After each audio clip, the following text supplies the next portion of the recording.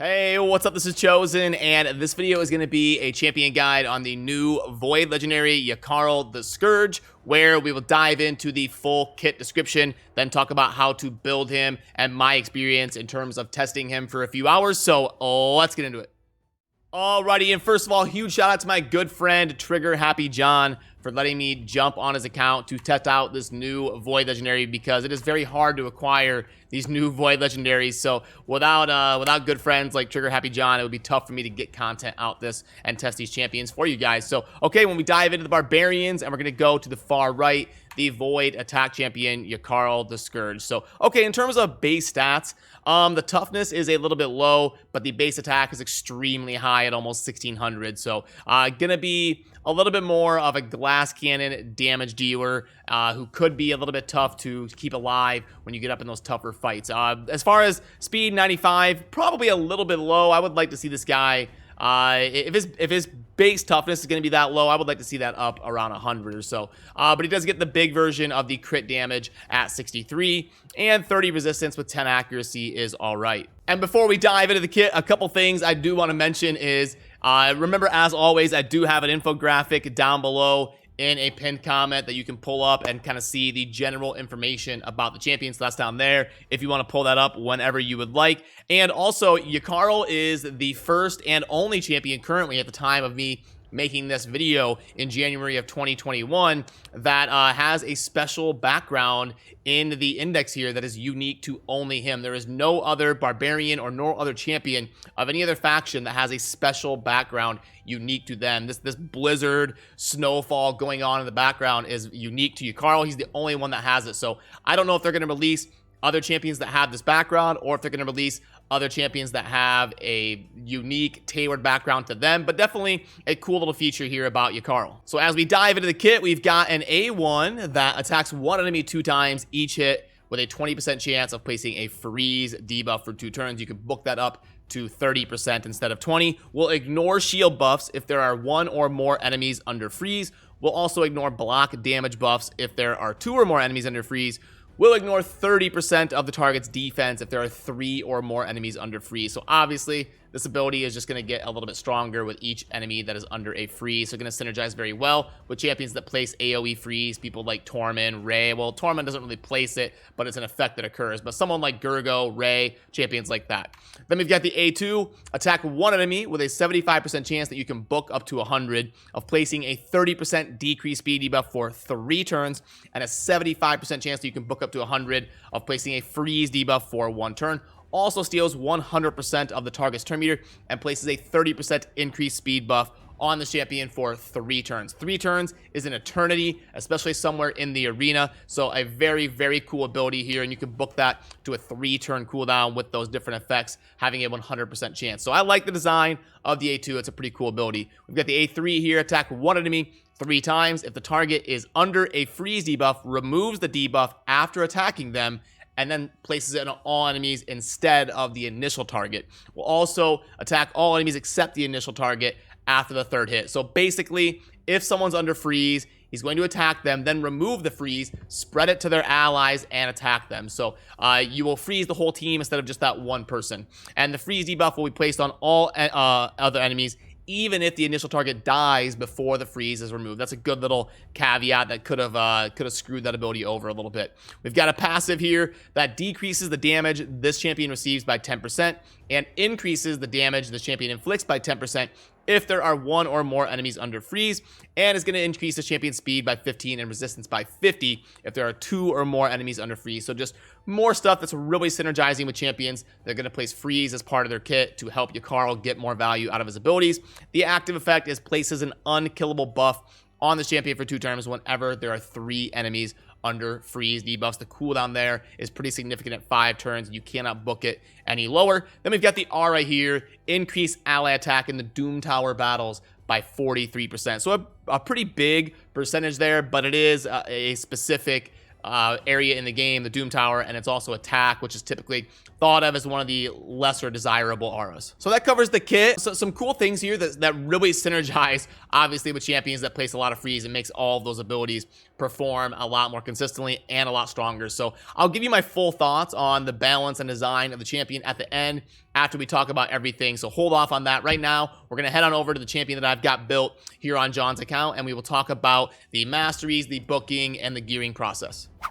Okay, so here is the Yakarl that I've got built here, and you can see I've got him in Relentless plus Perception. Both those sets are pretty good. I like the Relentless set on him. It helps him kind of synergize with his own kit, crank out those extra turns, and I've got him built here to deal damage. If you're curious about his multipliers, remember there is some qualifying stuff because of the passive and synergizing with people to do freeze, so it can get a little bit complicated in terms of calculating his exact multipliers, but basically, I mean, they're all right. His multipliers aren't trash. Remember, his base attack is very good, but in terms of multipliers, I think maybe slightly above average in terms of comparing him to other legendary damage dealers. So nothing crazy, just kind of par for the course of what you would expect. In terms of total stats, if you're curious, on here, obviously you're going to be looking for some accuracy to get some value out of the decreased speed, the freezes that he's placing, and then you're going to want good crit rate, good crit damage, good attack, and as much toughness as you can get. So there is the stats if you want to compare to yours. And let's dive into the gear first here. So Banner, you're probably going to want accuracy most times. He's kind of an arena champ, and especially if you want to use him in the higher tiers of the Doom Tower, where your enemies start to get some pretty insane resistance, you're probably going to want an accuracy banner with a good blend of speed, attack, and toughness on these substats. Amulet, you'll synergize this with your gloves, like always if you watch my videos. If you're going to be going damage gloves like crit rate or crit damage, you're going to want a crit damage amulet to go along with it. And then on him, you do want some accuracy there on a substat if you can get it. For the ring, his base defense is very low at 892, so a flat defense ring is not too bad on him. I would probably go flat defense or flat attack for the ring, and then obviously just get your best blend of substats besides that. The boots, speed, great. And you're probably going to want, again, some attack, crit damage, things like that. Accuracy is always good to get. Now, the chest, you're probably going to want to go attack. His base HP and base defense aren't that great, so attack's a pretty good route, especially to help him crank out some damage. The gloves, again, synergize that with your amulet. And if you're building him as a damage dealer, crit rate or crit damage is going to be the choice there. The top ones are pretty standard. They're basically stat sticks. You're just looking for crit rate, crit damage, attack, accuracy, and speed, but there is those in case you are curious. Now, as we dive into the booking process, he does take 4 plus 4 is 8 plus 4 is 12 books. That sounds bad, but they have been doing champions that come out with like 15, 18 books and type stuff. So 12 is looking like a bargain at this point. Anytime we can get books somewhere in that 8 to 12 range, that seems to be kind of par for the course in terms of legendaries booking wise. Now, they're all pretty impactful. If you're going to be using this guy a lot, it's hard to really save books on this guy. Sometimes you can try to like max out a certain ability and then not use books anymore. But I mean, even getting the 10% buff chance when there's only 20%, that's a pretty big deal on his most used ability, which is the A1 here. So if you're going to be using this guy a lot, all the books are pretty impactful on him. In terms of masteries, I like the Helm Smasher on him, getting him ignoring defense, doing more damage, and then pretty par for the course support and offense masteries. Remember, I do have the infographic down below if you want to be able to pull that up and take a look at the masteries whenever you would like. And I wanted to pull that up because my chest and head is probably blocking the masteries on the left side, so there you can at least see the full list of the offense masteries there. So now let's go ahead and pull up some footage of my testing with Yakarl. I crunched like my hour or two of testing with him here on John's account, and I crunched it into some footage to show you guys. First, we're going to start out with the arena. Now, it's tough with Yakarl, so you can kind of see him in action here right there. You can see him run up, and then right there's the ability where he'll place the like the AoE freeze, steal it from them, all that type of stuff. So, but anyway, so like the thing with Yakarl is, as a damage dealer, it's hard to fill every role that you want in an arena team, because if you're placing him on a nuke team, like a team that goes first with a booster, a debuffer, nuker, all that good stuff, where if you go first, you basically win, he doesn't really do super well in that role. He's not like He's not, you know, a Rotos who's going to run in and snipe somebody and not let them be revived. He's not like a Trunda that's just going to AoE slap everybody down. So it's a little bit hard to fit him into like a generally useful team for farming the arena. And because of that, I don't really see him getting a lot of play up at the higher tiers of the arena. I don't think he's going to be one of these top 20 meta champions that people are using up in Platinum Arena when you talk about the usual suspects of Krisk and Tormund and all the champions that are used up there, Sify. I don't think he's going to be one of those. I think he's kind of a solid champion, just not like a great champion. Now, obviously, in some fights, he can really snowball. You get a lot of freezes down, and you get him paired with the right team in the right situation. I think he could be cool, and really he could look like an amazing champion and be like, wow, did you see that fight? Yakarl was just tearing it up. But I don't see him being like meta in the arena. I do think if you get the right team built around him and you are able to cover those roles, you may want him with a reviver because he's not super tough. Remember, his base defense and base HP are a little bit low, but you can get him to be a little bit tougher if you pair him with someone that places freeze. So that's what makes it hard, is to extract the value out of him. You've got so many roles you need to kind of check to get his value. You need someone like Tormund or Ray or Gurgo to be placing freezes to help him out, and then you might need a reviver, and then he might be better on a team that kind of has a longer fight, a team that gets more turns because he increases speed, he decreases speed, and the longer it goes, he gets higher stats because of the freezes. And there's just a lot of things you kind of need to take care of in order to make him work consistently in the arena, is what I was finding when I was trying to kind of put teams together here to showcase in the arena. But it's not like he's trash. It's not like he's some garbage trash can champion. It's just going to be hard to build the right team around him and kind of get that consistent value, especially if you don't have a very specific set of champions on your account, like champions that do the AoE freeze to kind of pair with him. I think he can struggle a little bit to get independent value, as opposed to somebody like a Sify or a Tormund, where they can get a lot of independent value. I think it's going to be tough for Yakarl to do that in contrast to them. But then I also want to show him in the Fire Knight, because I think this is going to be probably his best dungeon. Remember, he can't like steal the turn meter or decrease the speed of the dragon, but I mean he'll be pretty good in the waves for the dragon. But the dragon's a little bit of a more speed farming dungeon, so I don't think he's going to be super great there. The golem, he'll be fine, he'll be all right. But I do think the Fire Knight with the multi hitters, the decreasing the speed, the increasing his speed, and the stealing of the turn meter, I think he could be very cool in the Fire Knight, helping you both burst down the shield, and then once you've got the shield kind of off the side of the Fire Knight, helping keep the Fire Knight from getting a turn with decreasing its speed, which is going to be huge, and then also stealing the turn meter, which is huge, to help you really keep that shield on the side and burst the Fire Knight down. So I think this run ended up taking somewhere around like a minute 44, and you get to see, especially in the Relentless set, Yakarl do a pretty cool job of helping me really keep the Fire Knight slammed down. You can see my champions all wasting their their abilities into the shield here. The champion AI against the Fire Knight is exceedingly bad. But now we've got the shield broken, and right there you see an extra turn proc. He runs in, steals the turn meter, decreases the speed, and just really popping off with that Relentless set. That ability, the Fire Knight was about to take a turn. He stole the whole turn meter and then placed the decreased speed. So now the Fire Knight will be filling up the turn meter a lot slower. So you really double dip there on the suppression of the Fire Knight. And then I think they've almost got it here. Right there, you got an extra turn. Now he'll run in, take the turn meter. Yep, you can see the turn meter get reset there.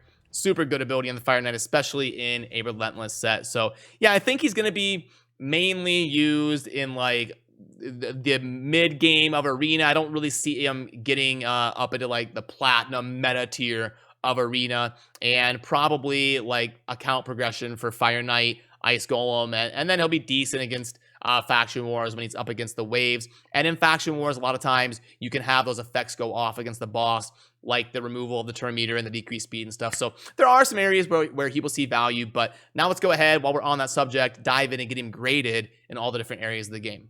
So here we are in the grading section. We'll start it off with Faction Wars. Yeah, sure, he's worth a 5. Arena offense, I'm going to give him, I'm going to give him a 4. And then arena defense, probably same. I can't quite go 5 on him on either one, so I'm going to give him a 4. Campaign, he's pretty solid, pretty self-sufficient with increasing his own speed. And, yeah, I mean, he's not going to be like an XP farmer, though, or anything, or have a specific role in the arena. I'm going to give him a 4 in the campaign. Sorry, not the arena. Clan Boss, he's bad. You're not going to want to take him. None of those effects, like decreased speed, turn meter, type of stuff, you're not going to want to use him there. Dragon's Lair, again, kind of a 4. Ice Golem, sure, I'll give him a 5. Fire Knight, I'll give him a 5. Void Affinity, never weak. Does have some utility there, so we can go that route. I don't think he's going to be amazing in the Spider, but he does have the turn meter and the decreased speed, which could be very useful. So I can't quite go 5 on him, but he does bring some utility in terms of helping you do some suppression strategies to the Strider. I can't talk today. To the Spider, so I'm going to give him a 4. Minotaur, sure, 4. Void, again, he's gonna be fine in kind of the standard keeps like Void and Force, so we'll just go 5 there. And then in Magic and Spirit, you would hope to have some more special mechanics, so we'll go 4s on those, and that kind of completes the grading process. So now let's in conclusion, let's have a discussion about his balance and design and kind of what I think of him as a whole. Okay, so it's tough because he is a good champion. He's not a trash can. He is good. When you've got 500-600 champions in the game, obviously not all of them can be meta. Not all of them can be amazing. There's always going to be those like 10, 20, 30 champions that are more optimal. Even if it's a slight advantage, there's always going to be a meta. So I don't think Yakarl's going to be meta, but he's solid. He's all right. The tough thing with attack scaling champions that need accuracy is it's hard to make him do damage and also get debuffs placed and survive. It's hard to kind of check all those boxes, especially when you get up into the higher tiers of arena. It's hard to build 600 accuracy and also do damage and also be able to survive because your damage scales with attack. And then now we have the Doom Tower out, and I think with him having an aura here for Doom Tower battles, I think maybe he should have scaled with defense or HP.